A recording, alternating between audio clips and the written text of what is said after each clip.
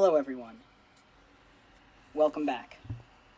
Today we're going to practice a really important skill for the 11 plus reading comprehension exam, how to work out the meaning of tricky words by using clues in the passage.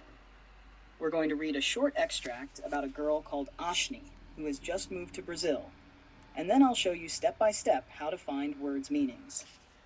In this extract, Ashni arrives at a new house near the rainforest.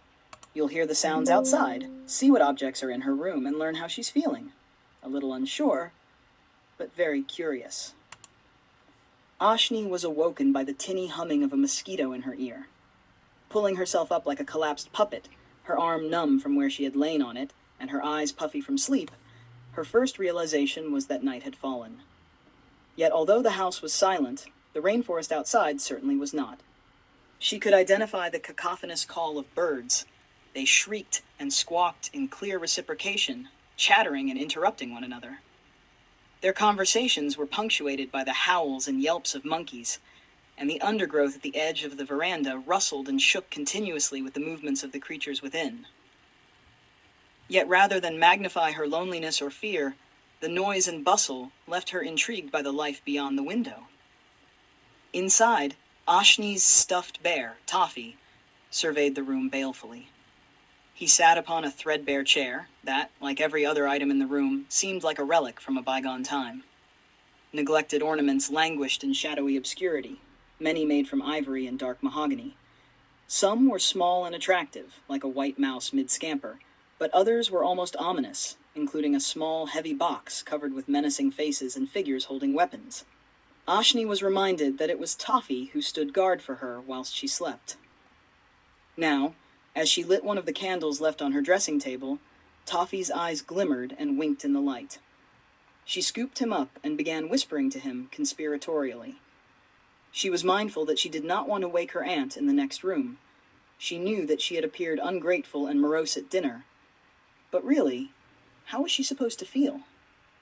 Her father had decided that she would be better cared for by her aunt than her grandmother, and he had seemed frankly stunned by her grandmother's suggestion that Ashni may, after all, prefer to be cared for by him.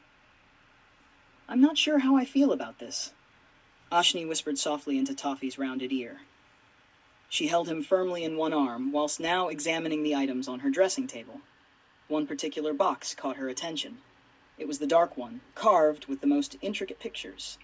She tipped it and it rattled, but she could not see how to open it. Whatever was within sounded metallic. It rolled and clicked from side to side as she shook it absent-mindedly. "I don't know what I'm doing here," Ashni said in a serious tone. "What do you think, Toffee?" The bear was as tight-lipped as ever. Ashni knew that he thought deeply about her problems and was careful in his responses. Now, his comforting expression and winking eyes indicated to her that he thought things would be all right, and that she would always have him for company. Sitting herself upon the patched and worn chair, addled but resolute, Ashni ruminated over the previous days. It had taken a long time to arrive in Brazil by ship, and her aunt had seemed flustered by her arrival, although her kindly face had been a welcome change from the rather lonely journey. Something in that warm embrace, however, seemed almost desperate, like the branches of a neem tree, warding off demons from the past. Even more strangely, when unpacking her luggage, Aunt Rhea seemed deeply concerned about the contents, as though she were expecting to find some overlooked treasure. In a distracted tone, she had asked about her father sending an envelope. Ashni did think that it would have been a considerate thing for her father to send his sister a letter, although she was surprised by the depth of Aunt Rhea's disappointment that none materialized, despite her aunt's careful, fretful inspection of Ashni's belongings. As Ashni pondered her increasingly mysterious situation, the candle suddenly fell to the floor. It was immediately extinguished, and the room plunged into darkness. Leaping from the chair, Ashni patted her hand along the dressing table for the matches. She rescued the candle, singeing herself slightly on the hot wax, and moved to light it again. In the sudden flare of the match and glow of the wick, she noticed a dark shape leap from the edge of the veranda into the abyss below. She froze. It had looked almost like a person sitting on the fence of the balcony, but the movement it made was that of a cat slinking towards an unsuspecting bird, purposeful and sinuous. How long had it been sitting watching her? Now, here's the question we're going to answer. Give equivalent phrases for the following words: cacophonous, relic, languished, fretful, abyss. We can figure them out by using clues in the sentences around the words. Let's do them one by one. 1. Cacophonous sentence. She could identify the cacophonous call of birds. They shrieked and squawked in clear reciprocation, chattering and interrupting one another.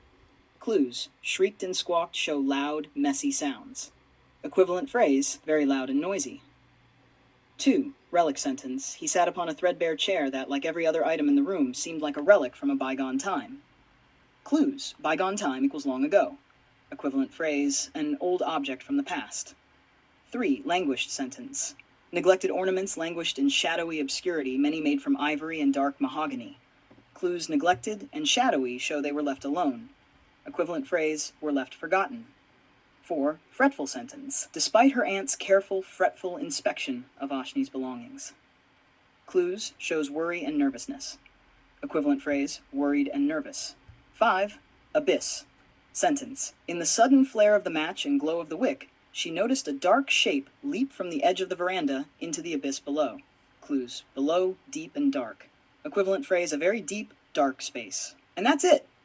To answer these kinds of 11+ questions, read the sentence carefully. Spot clues around the word. Think of a simple phrase that fits. Write it clearly.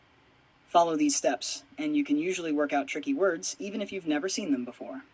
Well done. Try this yourself at home. Pick 5 tricky words, look for clues, and write short phrases that fit. Don't forget to like, subscribe, and come back for more 11+ reading tips.